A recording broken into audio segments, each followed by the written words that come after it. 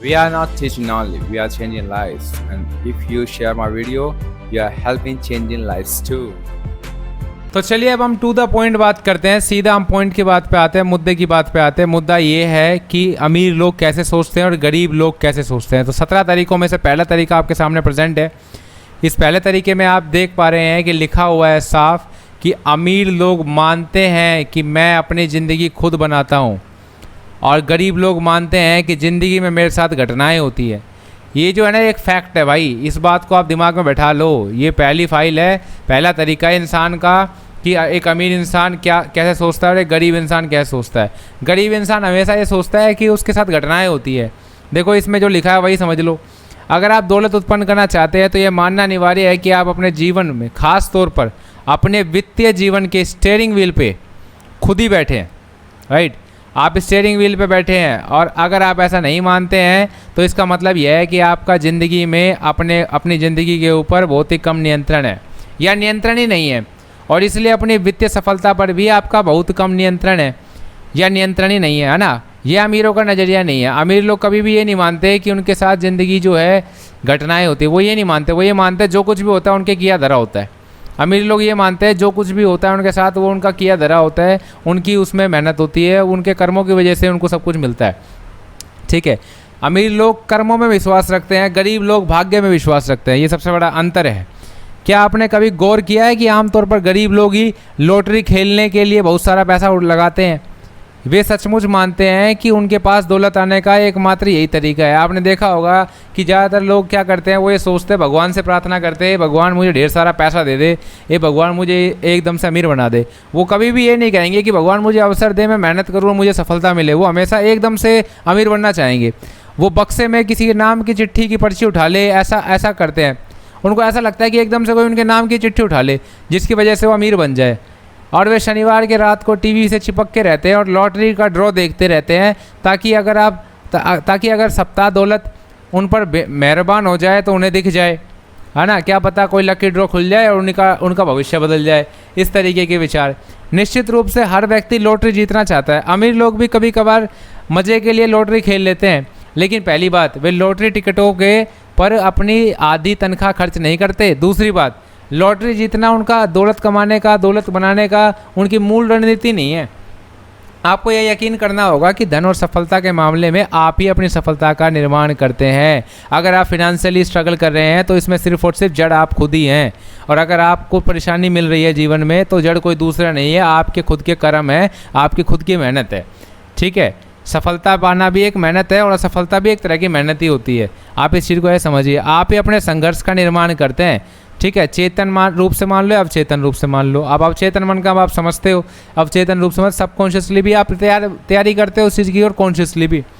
जीवन में होने वाली घटनाओं की जिम्मेदारी लेने के बजाय गरीब लोग क्या करते हैं, पीड़ित बनने का मतलब कि भूमिका निभाते हैं। उन्हें लगता है कि पीड़ित बन के वो, है ना, मतलब कि विक्टिम बन के वो ज़्यादा अमीर बन सकते हैं या वो भगवान उन्हें अमीर बना देगा।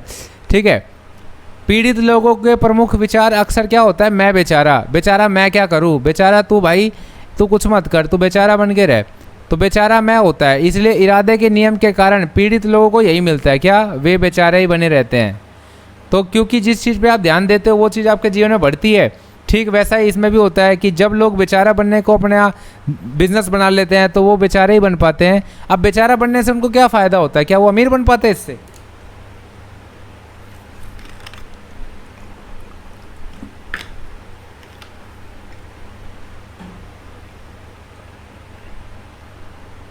देखो ध्यान दे, मैंने कहा था पीड़ित की भूमिका निभाना मतलब पीड़ित है नहीं, वो भूमिका निभाते हैं पीड़ित होने की। मैंने यह नहीं कहा था कि वे पीड़ित हैं। मैं नहीं मानता कि कोई भी इंसान पीड़ित है। क्यों भाई? मैं मानता हूँ कि लोग पीड़ित की भूमिका निभाते हैं, और वो इसलिए निभाते हैं क्योंकि वे सोचते हैं कि इससे उन्हें कुछ मिलता है। इस बारे में कुछ समय बाद ज़्यादा विस्तार से बात करेंगे कि पीड़ित के बारे में। ठीक है, आपको क्या पता चल सकता है, आपको कैसे पता चल सकता है कि लोग पीड़ित की भूमिका अदा कर रहे हैं? भाई कैसे पता चल सकता है? सोच के विचार करके बताओ मुझे। ठीक है, इसके 3 स्पष्ट संकेत होते हैं। इन संकेतों के बारे में बात करने से पहले मैं आपको एहसास दिलाना चाहता हूं कि मैं पूरी तरह से समझता हूं कि इस पुस्तक में किसी भी पाठक का इन संकेतों से कोई लेना देना नहीं है भाई। आप लोग जो पढ़ रहे हैं इस किताब को, आप गरीब नहीं है, सीधी सी बात है। आप तो बस एक मिडिल क्लास व्यक्ति है और अपने आप को और सफल बनाना चाहते हैं। लेकिन शायद सिर्फ और सिर्फ आप एक ऐसे व्यक्ति को करीब से जानते हो जो चाहे जो हो। मेरी सलाह है कि आप इस खंड को बहुत ध्यान से पढ़ें। खंड ये बहुत कमाल का है। पहला खंड जो मतलब कि गरीबों का सबसे फेवरेट है वो है पीड़ित का संकेत, दोष मरना। अगर आप अपने आसपास में ऐसे पीड़ितों को जानना चाहते हैं कि जो गरीबी में पीड़ित होने की भूमिका निभाते हैं या जो दोष मरते हैं, दोष मरना मतलब ये है कि उन्हें लगता है कि जो कुछ भी हुआ है उसमें भगवान ने उनके साथ बड़ा ही धोखाबाजी करी है और भगवान ने उनको कुछ नहीं दिया। देखो वे अमीर क्यों नहीं है, इस बात पर ज़्यादातर पीड़ित दोष मरने का खेल रचते हैं। ये क्या करते हैं, ये हमेशा सोचते हैं कि भाई अब मैं अमीर क्यों नहीं हूँ, इसमें बहुत सारे कारण हैं। वो कारण क्या है, इस खेल का उद्देश्य यह है, ये जो खेल है ना दोष मरने वाला, इसका उद्देश्य क्या है कि आप कितने सारे लोगों को और परिस्थितियों को दोषी ठहरा सकते हैं। इसमें क्या होता है भाई, आप नंबर लगा के 1 नंबर से 2 नंबर से 3 नंबर से कारण बताते हो कि भाई मतलब कि इसमें ये क्या नाम है, इस वजह से मैं गरीब हूँ, मेरी फिनेंशियल सिचुएशन ठीक नहीं है इसलिए मैं गरीब हूँ, मेरे घर वाले अमीर नहीं है इसलिए मैं गरीब हूँ, या मुझे धोखा मतलब कि मेरा पैसा लुट गया इसलिए मैं गरीब हूँ। मतलब ये दोस्त इनको ये नहीं पता कि जड़ ये खुद ही है। इनको ये नहीं पता कि जब ये कमाते हैं तो ये खुद ही कमाते हैं, तो भाई जब गवाओगे तभी तो खुद ही जिम्मेदारी लेनी पड़ेगी ना। दिलचस्प बात यह है कि पीड़ित खुद की तरफ देखते भर भी नहीं है कि इनकी जड़ ये खुद ही है। कम से कम इनमें पीड़ितों को मज़ा आ जाता है। कब, जब दूसरों को मतलब दोस्त मरते हैं, ब्लेम करते हैं। बहरहाल यह दोषारोपण उन लोगों के लिए बहुत ही मज़ेदार नहीं होता जो दुर्भाग्य से उनके आसपास है। क्यों? क्योंकि उनके आसपास जो है ना निशाने बन जाते हैं, भाई तू मेरे साथ था, तेरी वजह से मैं बर्बाद हो गया। कहने का मतलब ये लोग ये सोचते हैं कि दूसरों की वजह से उनकी ज़िंदगी आबाद होगी और दूसरों की वजह से उनकी ज़िंदगी बर्बाद होगी। ये खुद ये नहीं मानते कि इनकी ज़िंदगी खुद की वजह से ही बर्बाद हो सकती है। ऐसा इसलिए है क्योंकि पीड़ितों के करीब रहने वाले लोग आसान निशाने बन जाते हैं। पीड़ित व्यक्ति अर्थव्यवस्था को दोष देता है, वे सरकार को दोष देते हैं, वे शेयर बाजार को दोष देते हैं, वे अपने ब्रोकरों को दोष देते हैं, वे अपने बिजनेस के प्रकारों को दोष देते हैं, वे अपनी कंपनी के मालिकों को दोष देते हैं, वे अपने कर्मचारियों को दोष देते हैं, वे अपने मैनेजर को दोष देते हैं, वे अपने हेड ऑफिस को दोष देते हैं, वे अपने देखो कितने सारे हैं यार, अप्लायंस या डाउनलाइन को दोष देते हैं, वे कस्टमर सर्विस को दोष देते हैं, वे शिपिंग डिपार्टमेंट को दोष देते हैं, वे अपने पार्टनर को दोष देते हैं, वे अपने जीवन साथी को दोष देते हैं, वे ईश्वर को भी दोष देते हैं।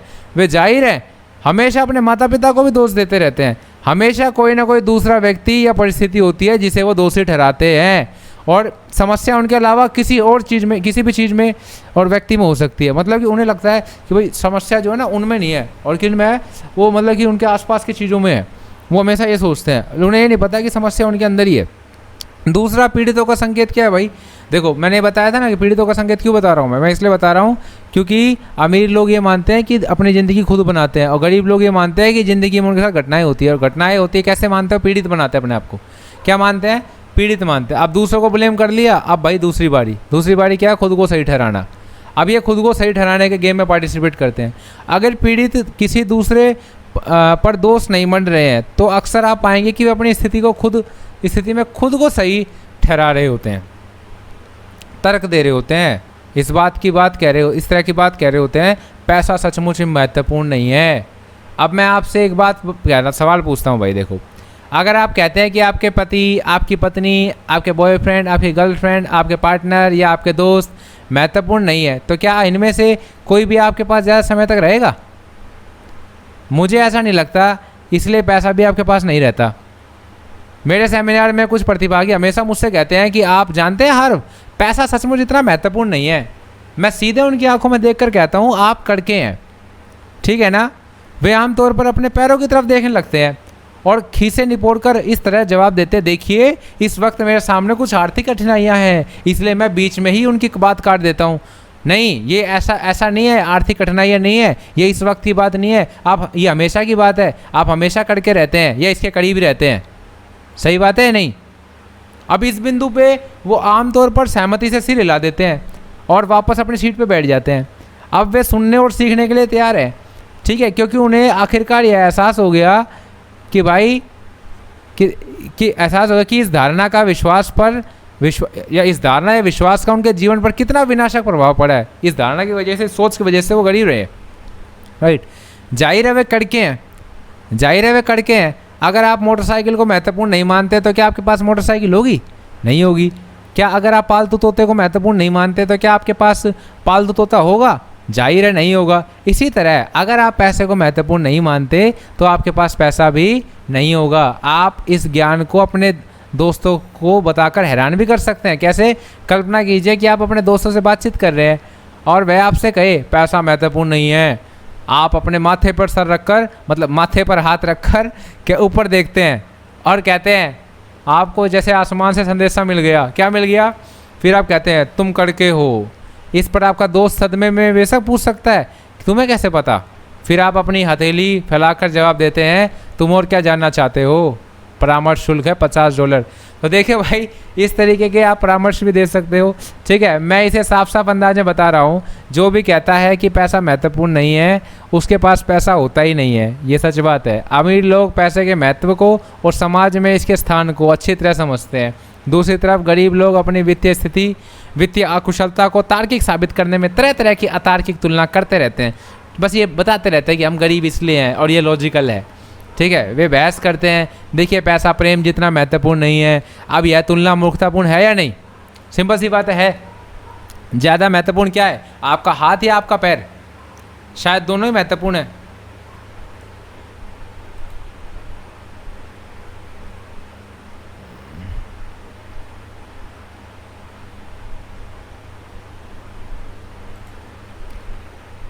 राइट, सुनिए दोस्तों, पैसा उन क्षेत्रों में, ये देखो बहुत इंपॉर्टेंट लाइन है ये। ठीक है, पैसा उन क्षेत्रों में बेहद महत्वपूर्ण है जिनमें यह काम करता है और उन क्षेत्रों में महत्वहीन है। मतलब पैसा जहाँ काम करता है वहाँ पैसा बहुत महत्वपूर्ण है और जहाँ पैसा काम नहीं करता वहाँ पैसा कुछ भी नहीं है। हालांकि हो सकता है कि प्रेम से दुनिया चलती हो, लेकिन निश्चित रूप से प्रेम किसी अस्पताल, चर्च या मकान की इमारत का भुगतान नहीं कर सकता या किसी को भरपेट भोजन भी नहीं खिला सकता। तो दौलत का सिद्धांत क्या सीखा हमने इस किताब से? कि पैसा उन क्षेत्रों में बेहद महत्वपूर्ण है जिसमें यह काम करता है और उन क्षेत्रों में बहुत ही महत्वहीन है जिसमें यह काम नहीं करता। अब भी यकीन नहीं है, अब भी देखो, अब कई लोगों को अभी भी यकीन नहीं होगा तो प्रेम से अपने बिलों का भुगतान करने की सोचें। बिजली का बिल आ गया, प्रेम से भर के देखें। अब भी यकीन नहीं है तो बैंक जाकर कुछ प्रेम जमा करने की कोशिश करें और फिर देखें क्या होता है। चलिए मैं आपको इस मुसीबत से बचा लेता हूँ। टेलर आपकी ओर ऐसे देखेगी जैसे आप पागल खाने से भाग कर आए हो, सिर्फ एक ही शब्द चिल्लाएगी, सिक्योरिटी। राइट, कोई भी व्यक्ति, कोई भी अमीर व्यक्ति यह नहीं मानता कि पैसा महत्वपूर्ण नहीं है। और अगर मैं आपको यकीन दिलाने में अभी भी असफल रहा हूँ ना, तो आप अब भी यही मानते हैं कि पैसा महत्वपूर्ण नहीं है। तो मेरे पास आपके लिए 3 ही शब्द हैं। आप कड़के हैं और आप तब तक रहेंगे जब तक कि आप अपने वित्तीय ब्लूप्रिंट से इस नकारात्मक फाइल को मिटा नहीं देते। समझ में आई बात? भाई साहब जी, जब मैं ये किताब पढ़ रहा था ना तो मेरे रोंगटे खड़े हो गए थे। तो मैं कुछ ज़्यादा अमीर सोच वाला नहीं था, मेरी भी सोच ऐसी थी गरीबों वाली। लेकिन जब मैंने किताब पढ़ी ना तो मेरे अंदर दिमाग के अंदर ऐसा क्लीन वॉश हो गया कि भाई दिमाग एकदम चमचम हो गया और ये दिन देर चमकने लग गया। मुझे दुनिया की भीड़ से तो मुझे कोई लगाव ही नहीं रहा। दुनिया जो कर रही है वो तो भाई मतलब ये समझ लो कि कुएं में पड़ रही हो। तो सीधी सी बात ये है, इस किताब से मैंने जितना सीखा है ना, वास्तव में आप वो इतना सीख जाएंगे तो आपका बहुत ज़्यादा फ़ायदा होगा। देखो, इस किताब की शुरुआत में बता रखा है कि अगर आप इस किताब को पढ़ रहे हैं तो सीधी सी बात है आप अपना ग्रोथ करना चाहते हैं, आप औरों से तो बिल्कुल अलग है। तीसरा सबसे बड़ा पीड़ित होने का संकेत, ऐसे लोगों से दूर रहना। ये जो लोग अपने आप को सही ठहराते रहते हैं, अपने लिए कुछ करते धरते हैं नहीं, ऐसे लोगों को आप कुछ नहीं कर सकते। ठीक है, पीड़ितों का संकेत, शिकायत करना। भाई साहब ये इतने शिकायत करते हैं, शिकायत करते करते ये समझ लो समय पूरा ख़राब कर देंगे। लेकिन ये है ना, अपने आप को कोई गलती नहीं मानेंगे, गलती में गलती नहीं मानेंगे। शिकायत करना वह बुरी चीज़ होती है जो आप अपनी सेहत या दौलत के लिए कर सकते हैं। सबसे बड़ी बात, सबसे बुरी क्यों? क्योंकि मैं ब्रह्मांड की हर चीज़ पर लागू होने वाले उस नियम के बारे में विश्वास करता हूँ। कौन सा नियम है भाई? ब्रह्मांड पे जो काम करता है, जो कहता है आप जिस चीज़ पर ध्यान देते हैं, आप जिस चीज़ पर ध्यान केंद्रित करते हैं वह बढ़ता है। आप शिकायत करते रहिए, आप शिकायत करते रहिए, आपका ध्यान शिकायत पे पड़ेगा और शिकायत आपकी बढ़ती रहेगी ज़िंदगी में। शिकायत करते समय आप किस चीज़ पर ध्यान दे रहे हैं? सॉल्यूशन पर या शिकायत पर? अपने जीवन की सही चीज़ों पर या अपने जीवन की गलत चीज़ों पर? जाहिर है आप अपने जीवन की गलत चीज़ों पर ध्यान दे रहे हैं, क्योंकि आप जिस पर ध्यान केंद्रित करते हैं वह बढ़ता है। इसलिए आपको जीवन में गलत चीज़ों पर गलत चीज़ें और ज़्यादा मिलेगी। सही बात है भाई, हम गलत चीज़ों पे ध्यान देंगे तो हमारे जीवन में क्या मिलेगा? गलत चीज़ें। तो जिस चीज़ पे हम ध्यान देते हैं वो चीज़ हमारे जीवन में बढ़ती है। तो जितने भी देख लेना लोग जो शिकायत करते हैं ना, वो ज़्यादा दिन तक सुखी नहीं रहते, वो है ना दूसरों को भी दुखी करने का कारण बन जाते हैं। तो व्यक्तिगत विकास के लिए किसी क्षेत्र के कई शिक्षक आकर्षण का नियम की बात करते हैं ना। पर्सनल डेवलपमेंट में आकर्षण का नियम की बात की जाती है। अट्रैक्शन, लॉ ऑफ अट्रैक्शन क्या होता है? इसका मतलब ये होता है चीज़ें अपने समान चीज़ों को आकर्षित करती है। मतलब कि बंदर एक बंदर को आकर्षित करेगा, इंसान एक इंसान को आकर्षित करेगा, लोमड़ी एक लोमड़ी को आकर्षित करेगी, और एक अमीर इंसान एक अमीर इंसान को आकर्षित करेगा, और एक गरीब इंसान गरीब इंसान को आकर्षित करेगा, एक सकारात्मक इंसान एक सकारात्मक इंसान को आकर्षित करेगा। और वहीं अगर सकारात्मक इंसान नकारात्मक से मिल जाए ना तो जहर लगेगा वो इंसान, वो बोलेगा क्यों है दुनिया में। यह है कि शिकायत करके आप दरअसल अपने जीवन में गलत चीज़ों को आकर्षित कर रहे होते हैं। आकर्षण का नियम काम कर रहा होता है। भाई साहब जी क्या कमाल की बात है। इस किताब को मैं 15वीं बार पढ़ रहा हूँ, लेकिन कसम से अभी भी ऐसा लग रहा है मुझे कि पता नहीं कितनी बढ़िया किताब है। ठीक है, आगे आप इसमें देख लीजिए कि दौलत का सिद्धांत। जब आप आदतन शिकायत करते हैं तो आप जीते जागते कष्ट आकर्षित करने वाले चुंबक बन जाते हैं।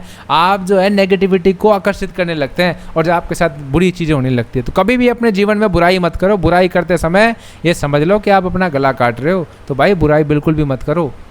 क्या आपने कभी इस बात पर गौर किया है कि शिकायत करने वालों की ज़िंदगी आमतौर पर ज़्यादा मुश्किल होती है या बहुत मुश्किल होती है? जो बंदे शिकायत नहीं करते ना, जो लोग शिकायत नहीं करते उनकी ज़िंदगी एकदम मस्त चल रही होती है, और जो शिकायत करते हैं उनकी ज़िंदगी एकदम कठिन से चल रही होती है। ठीक है, वह उन्हीं के साथ होता है। मतलब कि ये समझ लो कि जो भी चीज़ गलत हो सकती है ना इस ब्रह्मांड में, वो उन्हीं के साथ हो सकती है। वे कहते हैं जाहिर है मैं शिकायत करता हूँ भाई, मैं शिकायत, वो क्या कहते हैं, हाँ मैं मानता हूँ मैं शिकायत करता हूँ, लेकिन देखिए तो सही ज़िंदगी मेरी कितनी गड़बड़ है। अब आप बेहतर जान गए हैं भाई, किताब आपने पढ़ ली है ये, तो आप उनसे एक ही बात कह सकते हैं, नहीं तुम शिकायत करते हो इसलिए तुम्हारी ज़िंदगी इतनी गड़बड़ है, अपना मुंह बंद रखो और यहाँ से दफ़ा हो जाओ। ऐसे लोगों को ज़्यादा सुनना नहीं चाहिए। अगर आप ज़्यादा सुनोगे ना तो आपको भी अपनी शिकायत के पॉइंट निकल के आएंगे दिमाग में, और आप भी अपने शिकायत करना स्टार्ट कर दोगे, क्योंकि हमें ना कॉपी करने से सीखते सब कुछ। आप इस बात को है समझिए। यहाँ हम एक और काम की बात बता दें, आपको यह सुनिश्चित कर लेना चाहिए कि आप शिकायत करने वालों के आसपास ना रहें। अगर आपको उनके आसपास रहना ही पड़े तो यह सुनिश्चित करें कि आपके पास एक फौलाद का छाता हो, वरना गड़बड़ चीज़ें आपके बजाय आपके साथ होने लगेगी। मतलब जो मिस्टेक्स उनके साथ हो रही है, जो गलत चीज़ें उनके साथ हो रही है, वो अब आपके साथ होने लगेगी। क्यों? क्योंकि जिन चीज़ों के बारे में आप सोचते हो उससे आपके विचार बनते हैं, और आपके विचार ही है जो आपसे एक्शन करवाते हैं, और गलती से आप वही एक्शन कर दोगे जिसकी वजह से उनको मुसीबतों का सामना करना पड़ रहा है। तो फौलाद का छाता ले लो। अब नहीं मिलता ना तो ऐसे लोगों से दूर रहो। जहाँ तक संभव होता है शिकायत करने वालों से बहुत दूर रहना चाहिए। बिल्ली रास्ता काट जाए ना तो कोई दिक्कत नहीं है, शिकायत करने वाला रास्ता काट दिया ना तो भाई साहब जी बड़ी दिक्कत है, क्योंकि नकारात्मक ऊर्जा संक्रामक होती है। कोरोना वायरस देखा था ना, संक्रामक था ये। बहरहाल बहुत से लोग शिकायत करने वालों के पास खड़े होकर चाव से उनकी बात सुनते हैं, वाह तेरे साथ कितना गलत हो रहा है। क्यों सुनते हैं चाव से? पहले बताता हूँ बात, साफ कारण है भाई, वे किस्सा सुनाने की अपनी बारी का इंतजार कर रहे होते हैं। उनके साथ ही तो ज़िंदगी में गलत हो रखा है। एग्जांपल बताता हूँ, मेरे 10th में ना बड़े कम नंबर आए थे। अच्छा, मेरे तो बहुत अच्छे आए थे। भाई मैंने तेरे से पूछा तेरे नंबर कितने आए थे? मैं तो अपना दिन का दुखड़ा बता रहा हूँ। तो अब ये बताओ, जब वो दिन का दुखड़ा बता रहा है दिल का, तो भाई सीधी सी बात है वो पूछ थोड़ी ना रहा है आपसे कि आपके कितने आए थे, लेकिन आप भी ऐसा बता रहे हैं क्योंकि इंसान ऐसा ही करता है। इंसान जो है ना अपने से रिलेटेड चीज़ें ही एक्सप्लेन करता है। सामने वाला अगर फ्रूट्स के बारे में बात करेगा, मुझे तो यार एप्पल खाना पसंद है, तुम खुद ही बता लोगे मुझे ग्रेप्स खाना पसंद है, मुझे बनाना खाना पसंद है, मुझे भी एप्पल खाना पसंद है। कोई पूछेगा नहीं आपसे, लेकिन फिर भी आप बता दोगे। ये ह्यूमन साइकोलॉजी है, ऐसे ही काम करती है। सामने वाले के जिस टॉपिक पर डिस्कशन हो रहा होता है ना, आप उसमें भी कूद पड़ते हो, बेवजह के कॉम्पिटिशन में चले जाते हो आप। तो अपना मुँह बंद रखना चाहिए। क्या कहते हैं, आपको क्या लगता है कि क्या यह बुरा है? अरे ठहरिए तो सही, जरा सुनिए तो सही, मेरे साथ क्या हुआ। यहाँ मैं आपको थोड़ा होमवर्क दे रहा हूँ और मेरा वादा है कि आपकी ज़िंदगी बदल देगा। मैं आपको चुनौती देता हूँ कि अगले 7 दिनों तक आप अपने बारे में किसी के बारे में शिकायत ना करें। आपकी 90% समस्या ख़त्म हो जाएगी। मुँह के शब्दों से ही नहीं, बल्कि मन के दिमाग से भी नहीं, दिमाग के विचारों में भी नहीं। लेकिन आपको यह काम पूरे 7 दिनों तक करना होगा। क्यों? क्योंकि हो सकता है कि शुरुआत में पहले की कुछ शिकायत आपके दिमाग में आने लगे। दुर्भाग्य से शिकायतें आमतौर पर प्रकाश की गति से नहीं, शिकायतों की गति से दौड़ती है। ओहो, इसलिए उन्हें साफ करने में थोड़ा समय लग सकता है। मैंने हज़ारों लोगों को यह चुनौती दी और उनके परिणाम से मैं स्वयं हैरान हूँ। क्या हुआ भाई परिणाम में? उनमें से बहुत सारे लोगों ने मुझे बताया कि छोटे से अभ्यास ने उनकी ज़िंदगी पूरी तरह बदल दी। जब आप अपने जीवन में गड़बड़ चीज़ों की शिकायत करना छोड़ देंगे और इस तरह उन्हें अपनी ओर आकर्षित करना छोड़ देंगे, तो मैं गारंटी देता हूँ कि आप खुद यह हैरान होकर देखकर हैरान रह जाएंगे कि आपका जीवन कितना अद्भुत बन गया है और बड़ा मस्त बन गया है। अगर आप शिकायत करने के आदी हैं तो इस वक्त सफलता को आकर्षित करने के बारे में भूल जाएं। भाई साहब जी, ये बढ़िया लाइन है। इस लाइन को सीखने के लिए ही मैंने पूरी किताब पढ़ी है कि अगर आप सफलता चाहते हैं तो शिकायत करना बंद कर दें। शिकायत करने वाले लोग कभी भी आपने सफल नहीं देखे होंगे। हर सफल इंसान शिकायत नहीं करता, सारे के सारे असफल इंसान ही शिकायत करते हैं। ज़्यादातर लोगों के मामले में तो सिर्फ न्यूट्रल तक पहुंचना ही बहुत अच्छी शुरुआत होगी। अगर आप शिकायत ना ही करें तो ही बहुत बढ़िया बात है, तारीफ तो और भी बढ़िया अच्छी बात हो जाती है। देखिए, दोष देना, खुद को सही ठहराना, शिकायत करना दवा की गोलियों की तरह होती है। दवाई की गोलियों की तरह होती है। गोलियाँ क्या करती हैं? सिर्फ पेन को, तनाव को कम करती है, तनाव को कम करती है। आपको पता है लोग क्या करते हैं? टेंशन ख़त्म करने के लिए टेंशन को जड़ से ख़त्म नहीं करेंगे। वो गाने सुनेंगे, वो वीडियो देखेंगे, वो गेम खेलेंगे। क्यों? वो स्ट्रेस ख़त्म करना चाहते हैं। ये बिल्कुल वैसा ही है कि आप घास को जड़ से नहीं हटाना चाहते, आप मोवर लेके उसको ऊपर ऊपर से काट देते हैं। होता क्या है, कुछ दिन के बाद फिर से वो घास बड़ी हो जाती है। तो ये असफलता के तनाव को कम करती है। क्या? दवाइयाँ। कौन सी दवाइयाँ? शिकायतें। इंसान शिकायतें क्यों करता है? क्योंकि उनको पेन किलर मिलती है। अभी दर्द नहीं हो रहा ना, अंदर से कोई भी उसका गड़बड़ चल रही है, उसको कोई दिक्कत नहीं है। ताकि देखिए, ये ज़्यादा अच्छा नहीं है। वैसे ज़रा इस बारे में सोचें, अगर कोई व्यक्ति किसी तरह से असफल नहीं हो रहा है तो क्या उसे दूसरों पर दोष मढ़ने और ख़ुद को सही ठहराने या शिकायत करने की ज़रूरत है? ज़रूरत ही नहीं है भाई। अगर कोई व्यक्ति किसी तरह से सफल नहीं हो रहा है तो क्या उसे दूसरों को दोष मढ़ने और सही ठहराने, खुद को सही ठहराने या शिकायत करने की ज़रूरत है? इस सवाल मतलब जवाब बिल्कुल स्पष्ट है, ज़रूरत ही नहीं है। आगे से जब आप खुद को दोष मढ़ते, सही ठहराते या शिकायत करते सुने तो भाई तत्काल रुक जाएं। खुद को यह याद दिला दें कि आप अपने जीवन का निर्माण कर रहे हैं। आप अपने जीवन का निर्माण कर रहे हैं। हर पल सफलता या असफलता को आकर्षित कर रहे हैं। यह बेहद ज़रूरी है कि आप अपने विचारों और शब्दों का चयन सावधानी से करें। अब आप दुनिया के महानतम रहस्यों में से एक रहस्य को जानने जा रहे हैं। क्या है वो? क्या आप उसको जानने के लिए तैयार हैं? इसे सावधानी से पढ़ें। सच तो यह है कि अमीर पीड़ित जैसी कोई चीज़ नहीं होती। ओ माय गॉड, भाई साहब जी क्या बता दिया ये? पता है क्या बता दिया? अमीर व्यक्ति पीड़ित नहीं होते। क्या आप इस बात का मतलब समझ गए? मैं इसे दोबारा कहता हूँ। सच तो यह है, अमीर पीड़ित जैसी कोई चीज़ नहीं होती। इसके अलावा सुनेंगे कौन? इसके अलावा सुनेगा कौन? अरे मेरी यार्ड में खरोच आ गई, इस पर लगभग हर व्यक्ति कहता है इस किसे परवाह है। अगर तुम परेशान हो, तुम पीड़ित हो तो किसको परवाह है? भाई साहब जी, क्यों आपकी समस्या में पड़ के वो खुद भी अपने आप को टेंशन में डालेगा? तो क्या फ़ायदा? अपनी समस्या सुलझाने में लग जाओ, ना कि दूसरों को बोलते रहो कि भाई मैं परेशान हूँ। आप समझ गए होगे भाई मैं क्या समझाने की कोशिश कर रहा हूँ।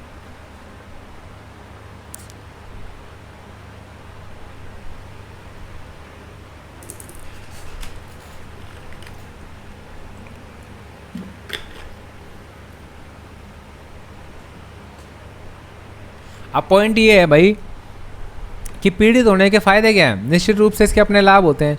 बेचारा बनने में लोगों को क्या मिलता है? सोचो। जवाब है दूसरों का ध्यान। अरे दूसरों का ध्यान ही तो चाहिए। लोग बाग ऐसे ही नाच रहे हैं इंस्टाग्राम पे।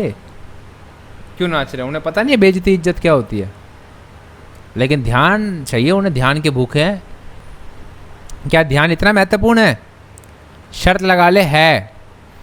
किसी ना किसी तरह से लगभग हर व्यक्ति इसी के लिए जीता है, और जिस कारण लोग ध्यान के लिए जीते हैं वह यह है कि उन्हें गंभीर गलती कर दी है। वह गलती है हम में से लगभग सभी ने की है। हमने ध्यान और प्रेम को गलती से एक ही समझ लिया है।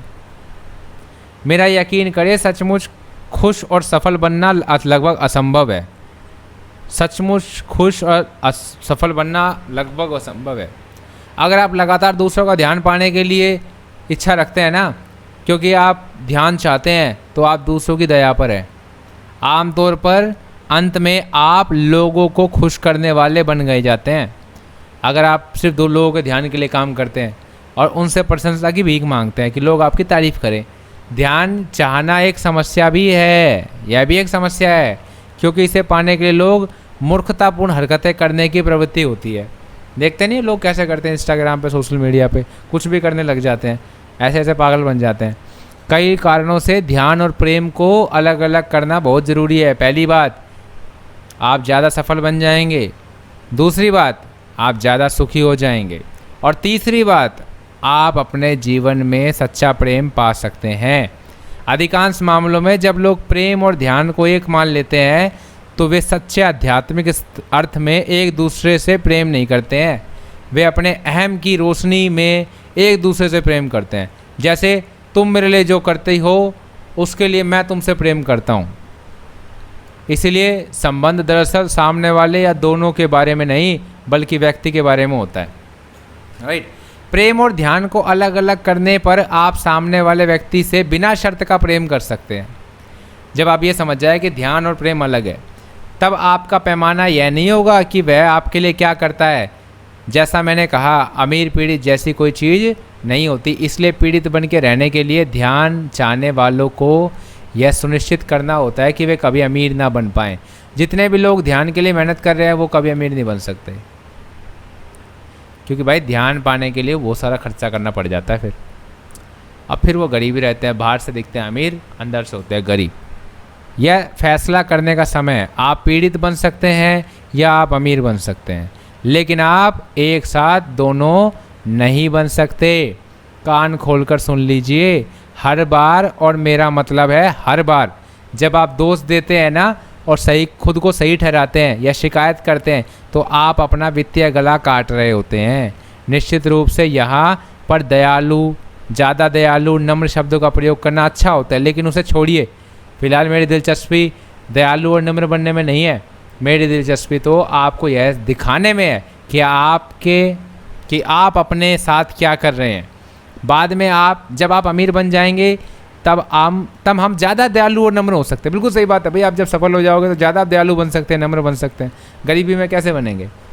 अब अपनी शक्ति पहचानने का समय है और यह स्वीकार करने का कि आप अपने जीवन में मौजूद हर चीज़ का निर्माण करते हैं और उसका भी जो आपके जीवन में नहीं है उसका भी आप निर्माण करते हैं। लाइन का मतलब समझे? मतलब ये भाई कि जो चीज़ हमारे पास नहीं है ना उसका निर्माण भी हमने खुद ही किया है। आज जो हम चीज़ जो पाना चाहते हैं और जो हमारे पास नहीं है उसका निर्माण हमने खुद ही किया है।